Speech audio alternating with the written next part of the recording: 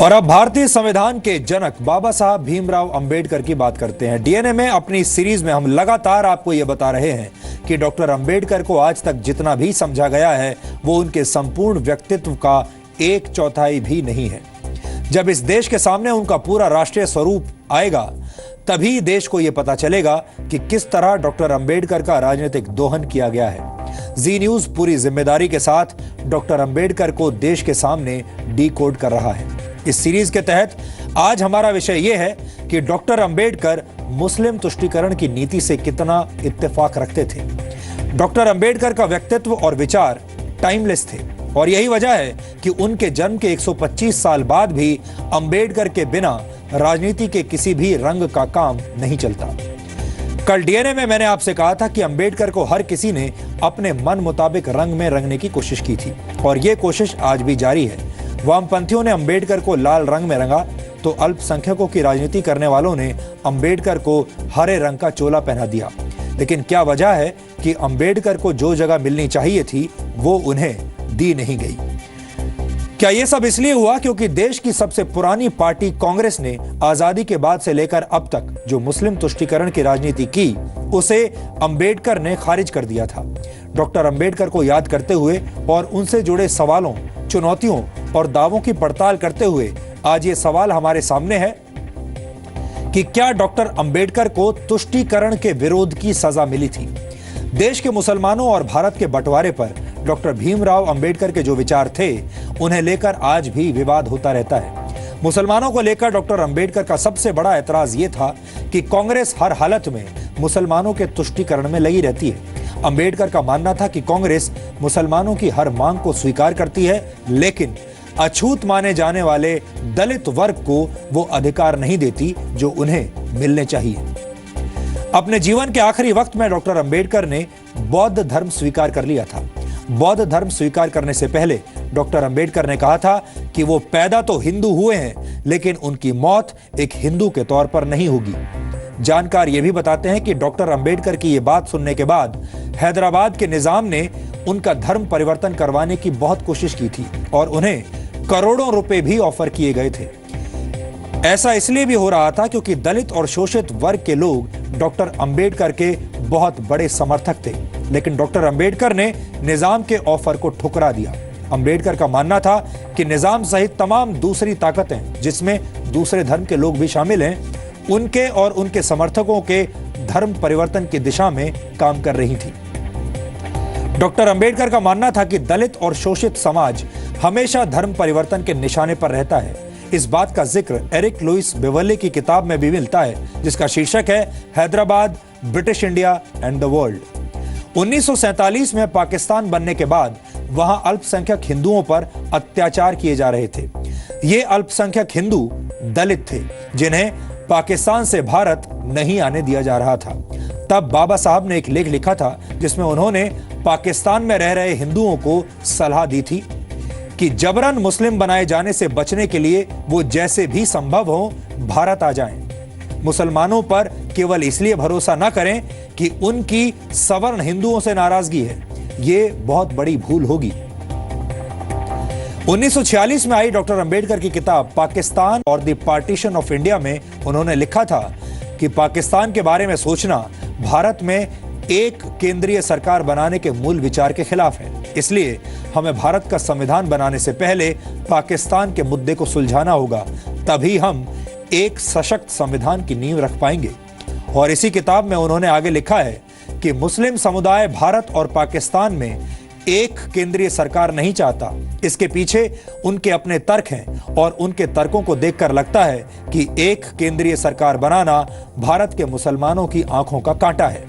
मुस्लिम नेता धर्मनिरपेक्ष जीवन के महत्व को समझते नहीं हैं क्योंकि उन्हें लगता है कि उनकी लड़ाई हिंदुओं से है और धर्मनिरपेक्ष रवैया अपनाने पर उनका अपना समुदाय इस लड़ाई में कमजोर हो जाएगा।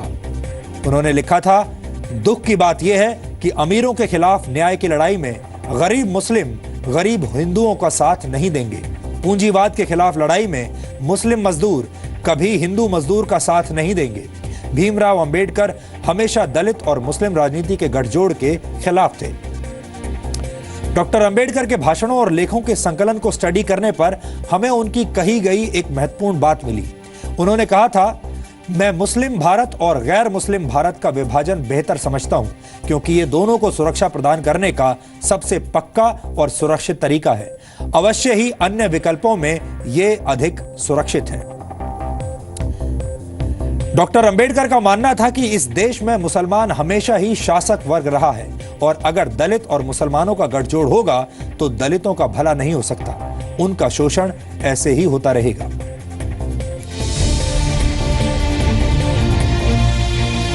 क्या डॉक्टर भीमराव अंबेडकर को उस राजनीति से परहेज था जिसे मुस्लिम तुष्टीकरण कहते हैं? सबसे पहले आपके सामने इस राजनीतिक मान्यता के पक्ष में तर्क रखते हैं। साल 1919, खिलाफत आंदोलन। प्रथम विश्व युद्ध में टर्की की हार के बाद अंग्रेजों ने वहां के खलीफा को गद्दी से हटा दिया। टर्की के सुल्तान की गद्दी वापस दिलाने के लिए भारत में भी आंदोलन चलाया गया और कांग्रेस ने इसका समर्थन किया। लेकिन अंबेडकर के विचार क्या थे? अंबेडकर ने कहा था, खलीफा को बनाए रखने के लिए जोर डालना ठीक नहीं है। लखनऊ पैक्ट 1916। कांग्रेस और मुस्लिम लीग के बीच समझौता हुआ कि मुसलमानों के लिए अलग निर्वाचन क्षेत्र बनाया जाएगा। इस पर अंबेडकर ने क्या कहा? 1946 में अंबेडकर बोले, चुनावों में मुस्लिमों को रियायत से हिंदू मुसलमान के बीच दूरियां बढ़ेंगी। तो क्या कांग्रेस ने अंबेडकर का इस्तेमाल सिर्फ वहीं किया जहां उसे ऐसा करना सुविधाजनक लगा? कांग्रेस की नीति थी कि देश में लोगों को बांटो, जाति के नाम पर, धर्म के नाम पर बांट के रखो और अपनी राजनीति करते रहो। और कांग्रेस उसमें लंबे समय तक सफल भी रही, लोगों को बांटने में, राज करने में। और जहां जहां उनको लग रहा था कि जो नेता उसके उस सोच को अगर आड़े आ रहे हैं, उन नेताओं को कांग्रेस ने हमेशा से साइडलाइन किया। अंबेडकर जी पर कांग्रेस ने दो तरीके से व्यवहार किया। उनको संविधान में भी सभा का इसका अध्यक्ष भी बनाया समिति का, लेकिन साथ ही साथ वो जब लोकसभा में खड़े रहे तो कांग्रेस ने उनको 2 बार परास्त किया। और कांग्रेस को ये नहीं नागवार गुजरता है, क्योंकि उनको लगता था ये सब वोट उनकी मोख्तेदारी है, मोनोपोली है। लेकिन ऐसा नहीं होता राजनीति में। कांग्रेस कहती है बीजेपी के आरोप गलत है। अंबेडकर को पार्टी ने पूरा सम्मान दिया। अंबेडकर जी से अगर कांग्रेस की दूरी होती तो वो संविधान बनाने वाली जो कमेटी थी उसके चेयरपर्सन कांग्रेस के सानिध्य से हुए।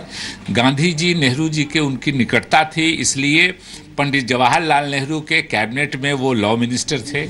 लेकिन संविधान बनाने वाली कमेटी में अंबेडकर को शामिल करना भी कांग्रेस का स्वाभाविक कदम था क्या?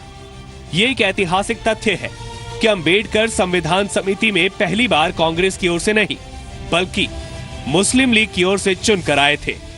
1946 में बॉम्बे प्रोविंशियल असेंबली में अंबेडकर को हार का सामना करना पड़ा, जबकि कांग्रेस वहां सत्ता में थी। इस हार के बाद उन्हीं की पार्टी शेड्यूल्ड कास्ट फेडरेशन के बंगाल के नेता जोगेंद्र नाथ मंडल ने मुस्लिम लीग की मदद से अंबेडकर को संविधान समिति में भेजा। लेकिन बंटवारे के बाद जब बंगाल से अंबेडकर की सदस्यता खत्म हो गई, तब कांग्रेस ने उन्हें संविधान समिति में तब के प्रांत बॉम्बे से चुनकर लेकर आई। तो क्या कांग्रेस ने ऐसा इसीलिए किया क्योंकि संविधान बनाने जैसे बड़े काम के लिए तब की नेहरू सरकार के सामने अंबेडकर का कोई विकल्प नहीं था, क्योंकि तब अंबेडकर कांग्रेस की मजबूरी थे और कांग्रेस के लिए जरूरी भी। हम इसीलिए ये सवाल उठा रहे हैं, क्या कांग्रेस ने अंबेडकर को सुविधा के मुताबिक इस्तेमाल किया?